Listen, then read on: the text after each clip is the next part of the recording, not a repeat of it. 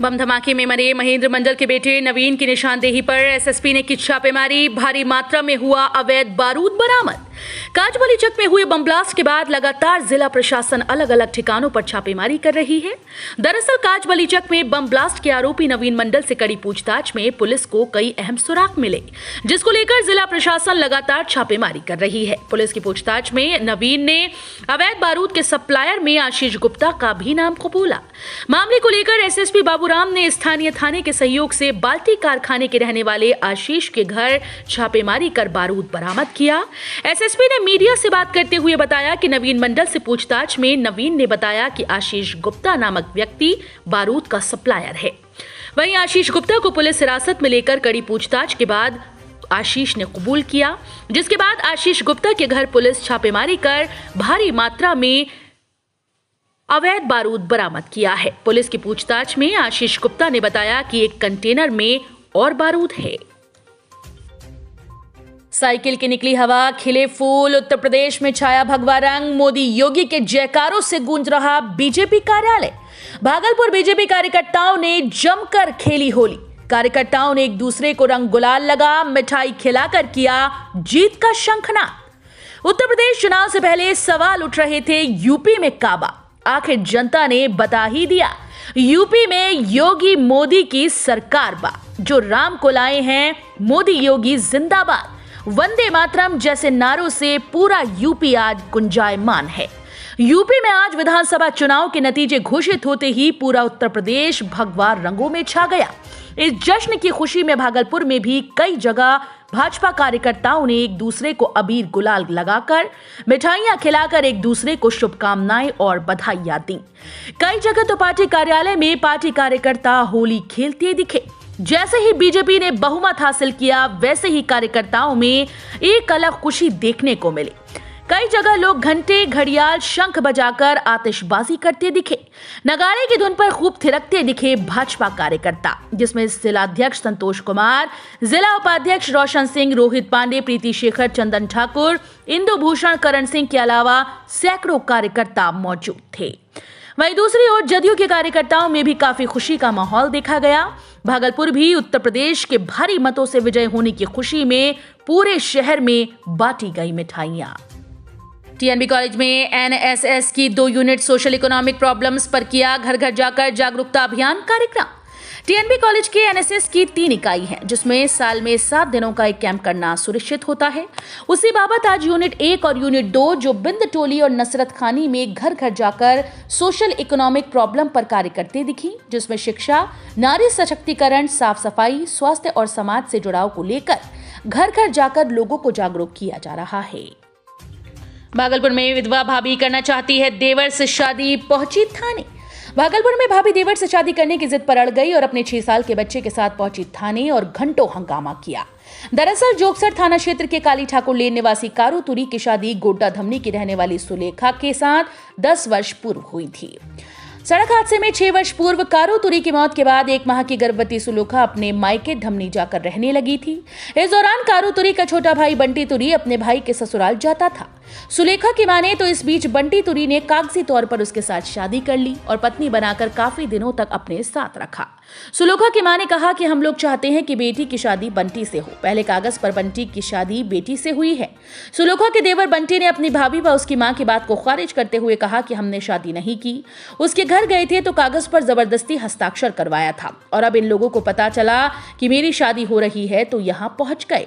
हम इनको भाभी की तरह रखना चाहते हैं, लेकिन हम दूसरी जगह शादी करेंगे। वहीं बंटी की मां के मुताबिक उसके बड़े बेटे की मौत हो गई थी। उसके बाद से उसकी बहू अपने मायके में थी। जब लाने जाते तो ससुराल नहीं आती। अब ये कह रही है कि बंटी से शादी करेंगे, ऐसा नहीं होने देंगे। बिजली नहीं मिलने से परेशान लोगों ने बिजली कार्यालय में जमकर किया हंगामा। भागलपुर के कचहरी चौक के समीप बिजली ऑफिस में 2 दर्जन से अधिक महिला पहुंचकर जमकर हंगामा काटा। महिलाओं का आरोप है कि बीते 4 महीने से उन्हें बिजली नहीं मिल रही। जब इस संबंध में बिजली विभाग के कर्मचारियों से अनुरोध किया तो वहां के कर्मी गोली मार देने की धमकी दे डाले। इसके विरोध में भीकनपुर निवासी 2 दर्जन से अधिक महिलाओं ने आज जमकर हंगामा किया। फिलहाल मौके पर तैनात गार्ड ने उन्हें अंदर जाने से रोक दिया। आम आदमी पार्टी ने पंजाब विधानसभा चुनाव में रचा इतिहास। भागलपुर के कार्यकर्ताओं में खुशी की लहर। एक तरफ जहां उत्तर प्रदेश में भाजपा की जीत हुई, वहीं दूसरी ओर आम आदमी पार्टी ने पंजाब विधानसभा चुनाव में इतिहास रच दिया। अरविंद केजरीवाल के नेतृत्व वाली आम आदमी पार्टी 2/3 बहुमत से विजय हासिल की। भाजपा ने भले ही कांग्रेस मुक्त भारत का नारा दिया हो, लेकिन केजरीवाल अब इसी राह पर बढ़ रहे हैं। आम आदमी पार्टी ने पहले दिल्ली को कांग्रेस से छीना और अब पंजाब पर भी कब्जा कर लिया। इसी बाबत आज भागलपुर में भी आम आदमी पार्टी के कार्यकर्ताओं में काफी खुशी की लहर देखी गई। ढोल नगाड़े की थाप पर कार्यकर्ता जमकर झूमे और एक दूसरों को अबीर गुलाल लगाकर मिठाई खिलाकर खुशी का इजहार किया। एनडीए जदयू के एमएलसी प्रत्याशी विजय कुमार सिंह ने निर्वाचन क्षेत्र संख्या 21 के भागलपुर बांका क्षेत्र के लिए किया पर्चा दाखिल। बिहार विधान परिषद चुनाव के लिए 9 मार्च से नामांकन दाखिल प्रारंभ हो गया। इससे पहले मंगलवार को भाजपा और जदयू ने अपने प्रत्याशियों की घोषणा कर दी है। बीजेपी जहां 13 तो जदयू 11 सीट पर चुनाव लड़ रही है। आज एनडीए के जदयू प्रत्याशी विजय कुमार सिंह, जो भागलपुर बांका स्थानीय प्राधिकार बिहार विधान परिषद के लिए अपना नामांकन पर्चा भागलपुर संग्रहालय में भरा। इस नामांकन पर्चा दाखिल में सैकड़ों की संख्या में उनके चाहने वाले समर्थक शामिल थे। नामांकन पर्चा दाखिल करने के बाद लोगों ने खुशी का इजहार एक दूसरे को अबीर गुलाल लगाकर किया। साथ ही एमएलसी प्रत्याशी विजय कुमार सिंह को उनके चाहने वाले अग्रिम बधाई व शुभकामनाएं देते दिखे। इससे पहले एक सभा का आयोजन किया गया, जिसमें भागलपुर बांका क्षेत्र के एमएलसी प्रत्याशी विजय कुमार सिंह का स्वागत उनके समर्थकों ने जोर शोर से माल्यार्पण व पुष्प गुच्छ देकर किया, जिसमें मुख्य अतिथि के रूप में माननीय भवन निर्माण मंत्री अशोक चौधरी उपस्थित थे। बम धमाके मामले में रिमांड पर गए नामजद आरोपी मोहम्मद आजाद ने पुलिस के सामने कई अहम राज उगले। भागलपुर बम धमाका मामले में 3 दिनों के लिए पुलिस रिमांड में लिए गए नामजद आरोपी मोहम्मद आजाद ने पुलिस के सामने कई अहम राज उगले। भागलपुर के सीनियर एसपी बाबूराम ने बताया कि धमाके के मास्टरमाइंड आजाद से लगातार पूछताछ की जा रही है और पूछताछ के दौरान उसने कई अहम जानकारियां पुलिस को दी हैं और लगातार पुलिस उससे अलग अलग बिंदुओं पर पूछताछ कर रही है। वहीं पुलिस कप्तान ने बम हादसे में अपनी पत्नी और बेटी को गंवाने वाले पटाखा कारोबारी लीलावती के दामाद संतोष कहीं हम राज खोले हैं। पटाखा कारोबारी मृतका लीलावती के दामाद संतोष को एसआईटी की टीम के द्वारा पटाखे के अवैध कारोबार और बम धमाके के पीछे हाथ होने के अंदेशे पर हिरासत में लेकर पूछताछ किए जाने की भी बात बताई। सूत्रों के हवाले से खबर यह भी है कि पुलिस बम विस्फोट में रिमांड पर लिए गए नामजद आरोपी मोहम्मद आजाद और संतोष से अलग अलग पूछताछ करने के बाद उन लोगों को आमने सामने बिठाकर भी पूछताछ कर सकती है। वीडियो कॉन्फ्रेंसिंग के जरिए आगामी त्योहार होली व शबे बारात को लेकर हुई अहम बैठक। भागलपुर समाहरणालय के समीक्षा भवन में पुलिस मुख्यालय से वीडियो कॉन्फ्रेंसिंग के जरिए आगामी होली व शबे बारात को लेकर बैठक की गई। घंटों चली बैठक में मुख्यालय से अधिकारियों ने भागलपुर जिलाधिकारी, एसएसपी व नवगछिया एसपी को शांतिपूर्ण माहौल में होली व शबे बारात संपन्न कराने को लेकर, साथ ही शराबबंदी को सख्ती से पालन करवाने को लेकर कई दिशा निर्देश दिए। जिलाधिकारी सुब्रत कुमार सेन ने कहा कि आज मुख्यालय स्तर से बैठक की गई।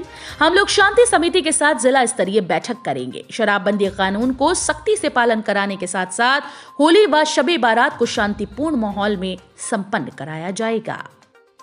मायागंज में इलाज करा रहे नवीन की हालत बिगड़ी, बेहतर इलाज के लिए भेजा गया पटना पीएमसीएच। भागलपुर बम धमाके मामले में पुलिस रिमांड पर लिए गए घटना का नामजद आरोपी मोहम्मद आजाद ने धमाके को लेकर कई खुलासे पुलिस के सामने किए। आजाद की निशानदेही पर विस्फोटक सप्लाई करने वाले हुसैनाबाद निवासी आशीष को देर रात पुलिस ने हिरासत में लिया। कई बिंदुओं पर हो रही है पूछताछ। वहीं काजबलीचक धमाके में गंभीर रूप से जख्मी पुलिस अभिरक्षा में भागलपुर के मायागंज अस्पताल में इलाज करा रहे नवीन की हालत बिगड़ गई। बेहतर इलाज के लिए उनको पटना पीएमसीएच भेजा गया। 3 मार्च की देर रात भागलपुर के ततारपुर थाना क्षेत्र में हुए बम विस्फोट में अब तक 15 लोगों की जान जा चुकी है, जबकि कई लोग जख्मी हैं। नमामि गंगे परियोजना के तहत गंगा का सर्वे करने के लिए 2 विमान भर रहे हैं उड़ान। प्रशासन की लापरवाही से हो सकता है बड़ा हादसा।